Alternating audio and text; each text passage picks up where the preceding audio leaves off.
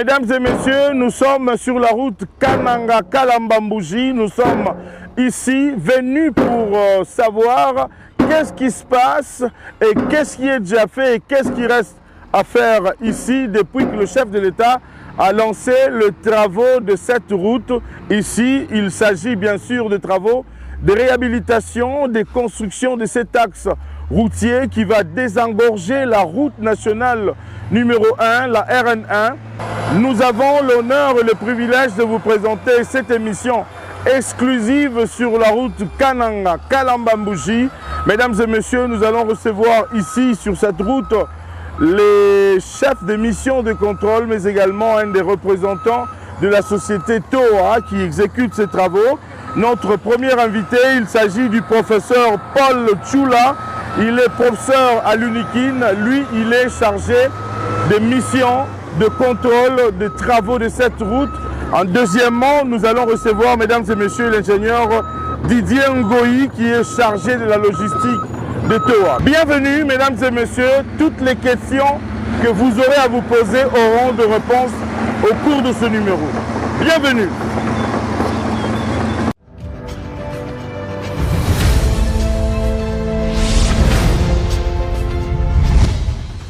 Nous nous dirigeons maintenant vers notre invité qui est le chef des missions de contrôle, le professeur Paul. Bonjour professeur. Bonjour. Vous allez bien? Oui, bonjour monsieur.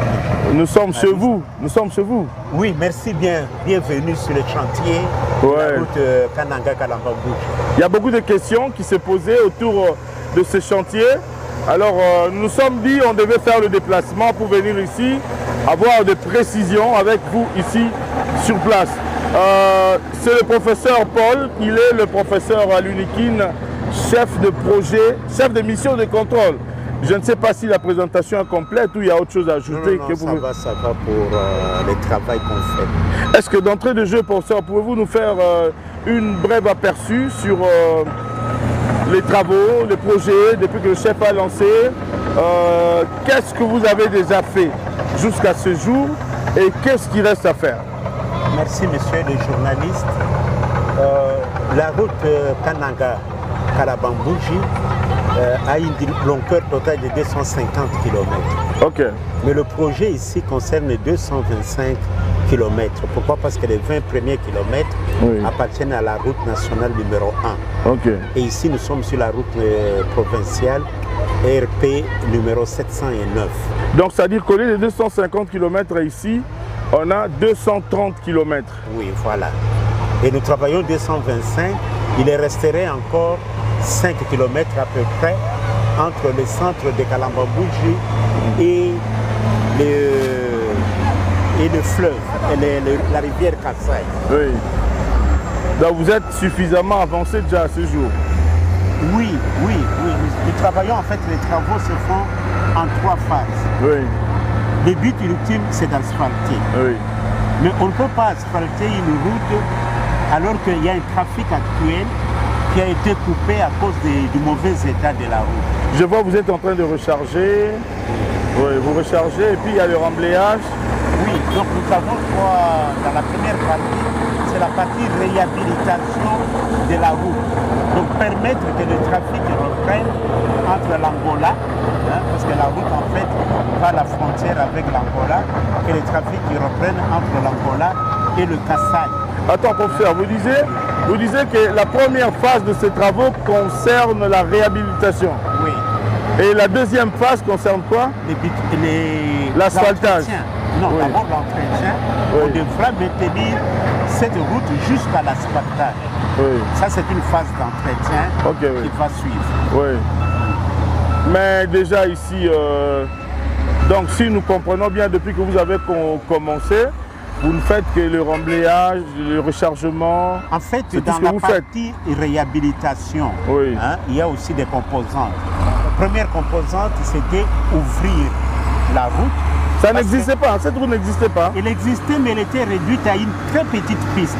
Et combien de mètres de largeur? Non, il y avait des endroits où il n'y avait que 4 mètres. De largeur? Oui, les véhicules ne se croisaient pas.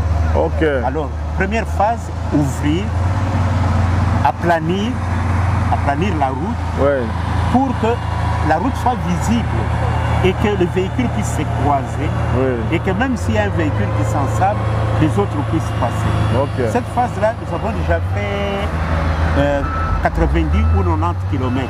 Donc vous avez élargi la route.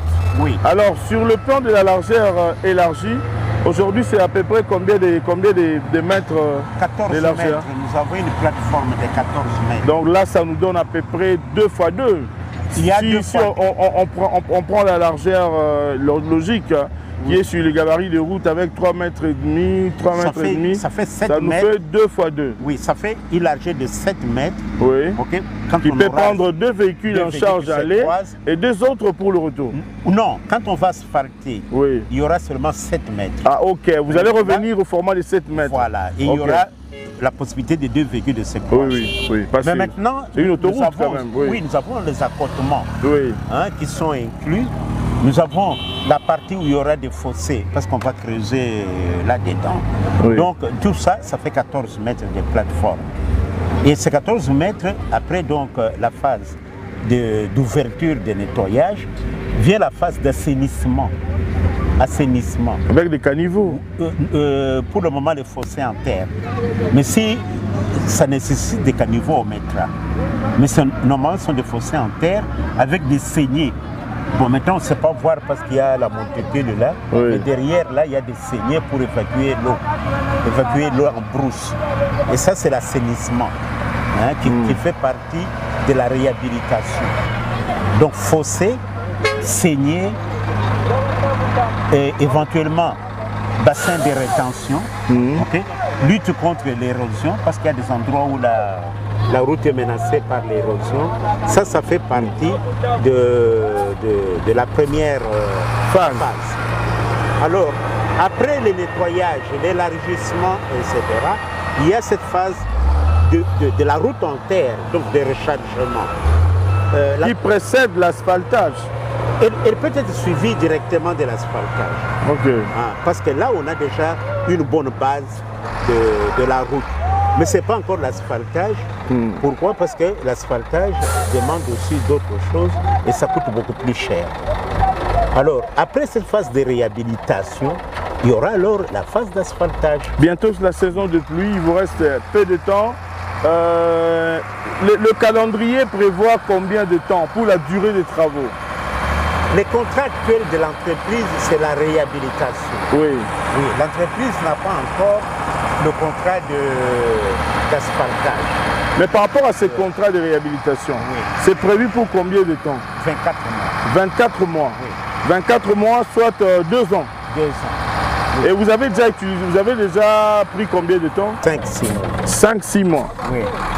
Donc il y a déjà 5-6 mois depuis que le chef de l'État a lancé ce projet. Non, depuis que le chantier a effectivement démarré. Ah, vous avez pris un temps de mobilisation? Oui, effectivement. Le chef de l'État, c'est la volonté, c'est sa volonté, nous devons l'exécuter. Mais dès qu'il parle, l'entreprise ne peut pas amener du matériel tant qu'elle n'a pas signé le contrat. Donc il a fallu signer le contrat, être sûr qu'elle a le marché. Et alors ça a pris 6 mois pour pouvoir mobiliser le matériel dans des conditions très difficiles. Professeur, j'aimerais que vous puissiez regarder la caméra et dire à nos téléspectateurs, il y a beaucoup d'encre de salive qui coule par rapport à ce projet. Vous le savez aussi, vous suivez les informations. Il y a des gens qui disent qu'il n'y a rien qui s'est fait ici. Qu'est-ce que vous pouvez répondre à ceux qui disent qu'il n'y a rien qui s'est fait ici? Nous sommes ici sur la route Kananga-Kalambambouji. Vous avez la parole. Oui, primo, les gens ont pris les délais de mobilisation pour délai de travail, pour période de travail.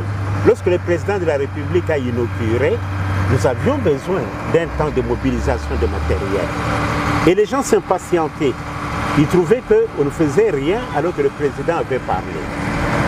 Maintenant, le matériel est là. Cet aspect technique, le commun des mortels ne maîtrise pas ça. Et quand on lance, il y a 2 mois qui sont donnés à l'entreprise, peut-être 6 mois. À vous, c'était 6 mois pour mobiliser. Le contrat, c'était 1 mois. 1 mois, oui. Oui, mais il n'était pas possible d'amener le matériel du Katanga jusqu'ici en 1 mois. Ok. Ça a pris 6 mois. Ça vous a pris 6 mois. 6 mois. Merci. Oui. Alors, maintenant, là, c'est la première impatience. Voilà, oui. La deuxième, les travaux ont commencé. La phase d'ouverture, de nettoyage, hein, de rétablissement de la route, des gabarits, cette phase-là est exécutée à 40%. Mais les gens se patientent parce qu'ils ne peuvent pas toujours circuler sans problème. Oui. Il y a du sable, c'est normal. En attendant qu'on construise la route, la vraie route, c'est ce que nous sommes en train de faire maintenant avec cette terre rouge. Oui. Donc les gens sont impatients, mais qu'ils attendent un peu parce que c'est un projet. Alors, l'ouverture améliore déjà la situation. Pourquoi? Parce que les véhicules peuvent déjà se croiser, hein? Les véhicules peuvent dépasser les autres, même s'il y a des ensemblements, c'est ponctuel, c'est localisé. Ça sera réparé. Oui, ça sera réparé et ça freine un peu les gens, nous comprenons. Mais qu'ils ne se basent pas là-dessus, qu'ils regardent les premiers kilomètres qui sont déjà rechargés. Hein? Nous avons ici environ 6 km de déjà rechargés. Déjà rechargés. Et praticable déjà. Et praticable, vous avez vu que nous avons fait 80 km. Oui, oui, oui. Donc toute la route sera comme ça d'ici la fin du projet. Et après, il y aura la maintenance en attendant l'asphaltage. Professeur, quel message pouvez-vous lancer à cette population qui est impatiente, qui veut voir les choses vite, vite? C'est vrai, une route n'est pas comme une omelette, hein, on la casse, on la mange à la minute qui suit. Un message à la population. Surtout la population qui utilise cette route. Oui, le message, c'est un message que l'entreprise qui est là fera les travaux correctement. Nous, mission de contrôle, c'est pour ça qu'on nous a mis, nous veillerons beaucoup à ce que toutes les normes... À la qualité et que toutes les normes soient respectées dans la construction de cette route. Elle est longue, 225 km c'est beaucoup. Hein? On ne peut pas le faire comme ça d'un coup de baguette magique, qu'il patiente. Peut-être 1 an et demi, 1 an, la route sera dans cet état, donc sur toute sa longueur, et ils mettront 4 à 5 heures, ceux qui ont des véhicules légers, pour partir de Kalambabouji à Kananga. Donc ils pourront prendre des petits déjeuners à Kalambabouji et prendre le repas de midi à Kananga, lorsque ça sera fini. Mais nous devons aller progressivement. Le grand problème en fait, c'est le problème des passages des 2 rivières. Là, c'est un vrai casse-tête. Il y a un nouveau pont que vous allez construire. Il y a le pont qui est programmé, mais de nouveau, le pont, ça ne se fait pas comme ça. Alors, on a prévu provisoirement 2 bacs. Ils sont déjà fabriqués en Chine. C'est question de les acheminer.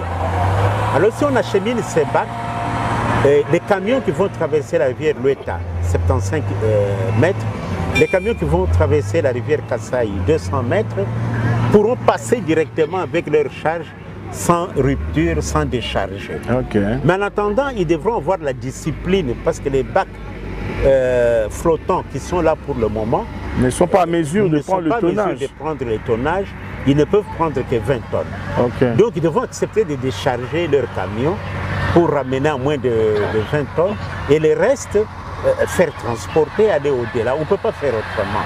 Ce sont des contraintes techniques. Donc ces 2 ponts, nous y sommes aussi avant d'avoir le pont définitif qui va aller avec la route asphaltée. Voilà un peu le résumé. Votre mot de la fin, professeur, peut-être il y a une question qu'on ne vous a pas posée, un élément peut-être très important par rapport à ces travaux. Oui, merci. Et ça sera bien. votre mot de la fin aussi. Oui, merci bien. Nous avons entendu beaucoup de commentaires autour de la région, les nerfs de la guerre. Mais il faut que les gens comprennent que ce projet, pour le moment, se fait sur préfinancement. Donc, on n'a encore aucun paiement du gouvernement congolais. Il n'y a aucun. Donc, le contrat, c'est que nous allons introduire les factures et progressivement récupérer les avances que nous faisons. Que ce soit pour les études, que ce soit pour les travaux. Donc, pensez qu'il y a déjà eu beaucoup d'argent. Et il y a d'autres qui parlaient même déjà du détournement dans ces projets. Oui, mais justement, on détourne l'argent qui n'est pas là. Il n'y a pas eu un seul rond déposé dans ces projets. L'entreprise que vous voyez là travaille en préfinancement. Les spécialistes du domaine comprennent que TOA travaille en préfinancement. Tous ces engins que vous voyez doivent être amortis. Donc ce n'est qu'à la phase de l'asphaltage que l'entreprise va trouver son compte. Donc nous attendons les premiers paiements parce que nous commençons à introduire les factures déjà. Les factures, donc les paiements vont venir.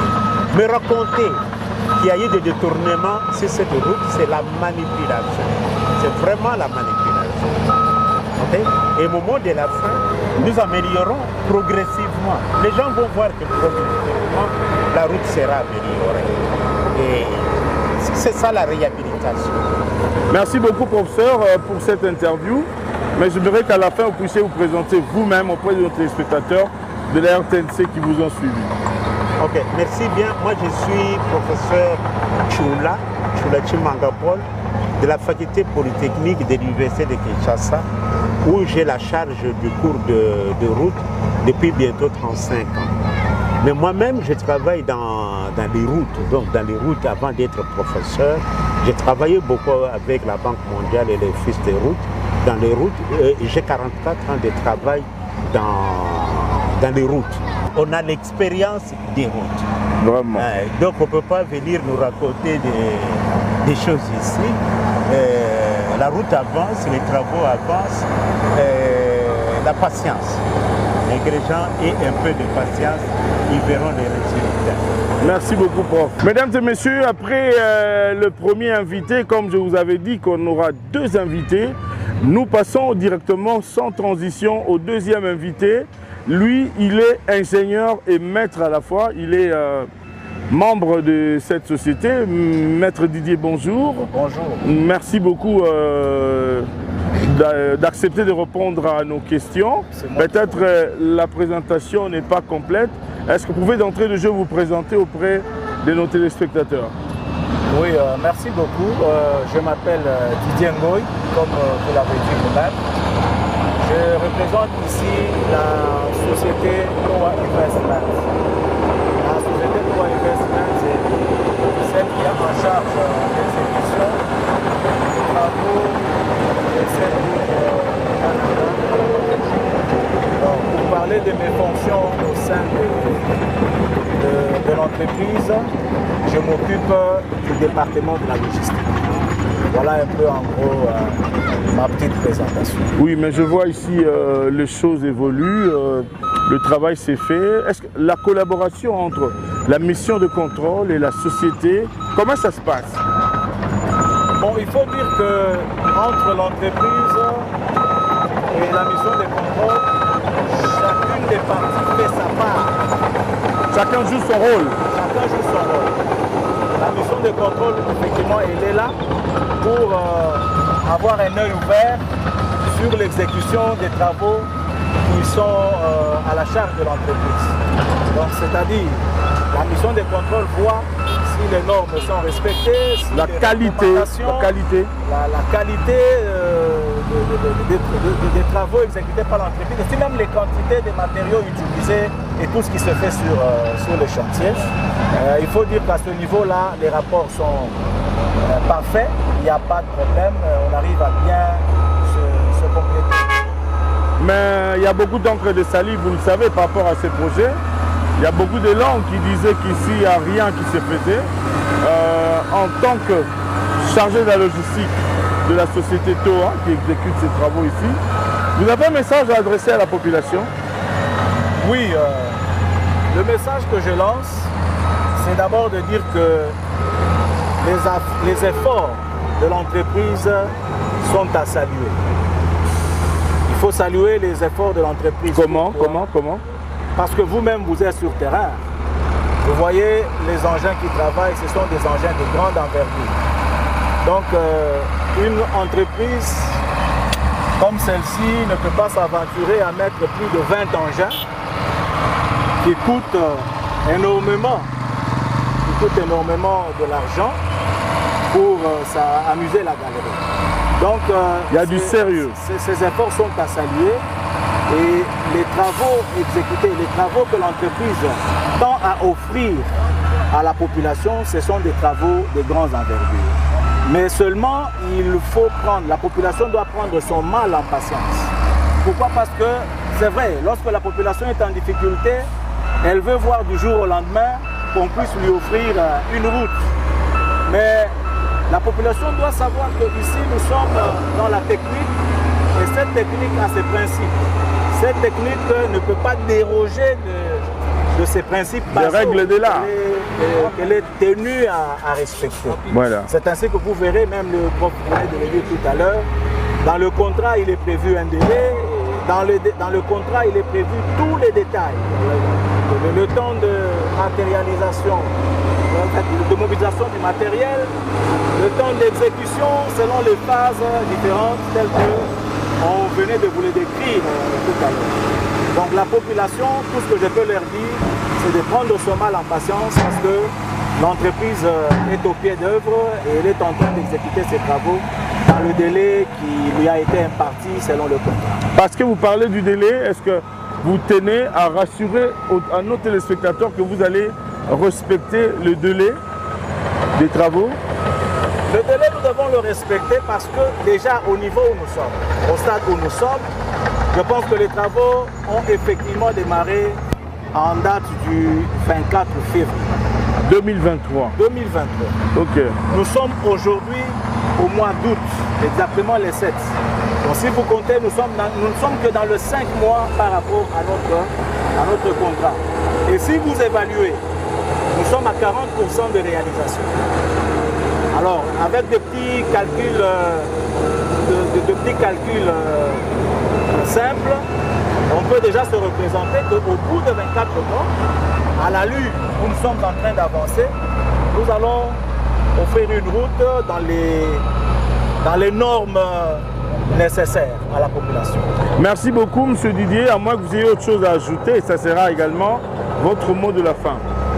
Le mot de la fin, c'est que la population doit avoir confiance en l'entreprise qui est à pied d'œuvre.